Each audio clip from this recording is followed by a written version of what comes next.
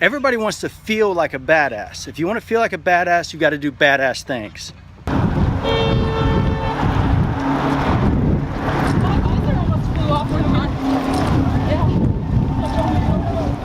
So why a marathon?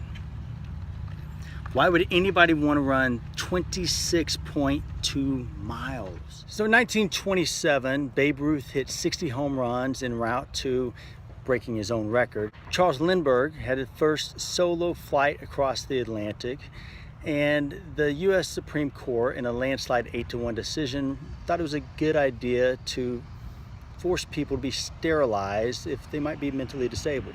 Part of a social eugenics where they, basically wanted to keep the gene pool nice and strong. Let's get rid of those that maybe aren't quite fit to reproduce. So if you really think about this, 90 years ago, the smartest people in our country, the politicians, the professors, and the judges, thought it was a good idea to force someone to be sterilized just because they didn't have the same mental acuity that they thought they should have. Now, what's important and funny to note here is that the Stanford-Binet test, which is an early version of the modern IQ test, was used to ferret out who these people were. So the IQ test wasn't put together to find out who the geniuses are among us.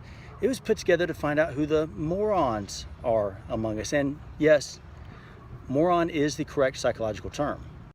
So my question is this: if 90 years ago the smartest people in our society thought that such barbaric things was a good idea, what is it that they're going to look back 90 years from now at our enlightened society, and what are they going to look at and deem as barbaric? What are they going to look at and think we were all a bunch of morons? So why a marathon? So every year we spend billions of dollars on research to find a cure, a magic bullet or magic pill for things like type 2 diabetes, a lot of heart diseases, certain cancers, and that's great.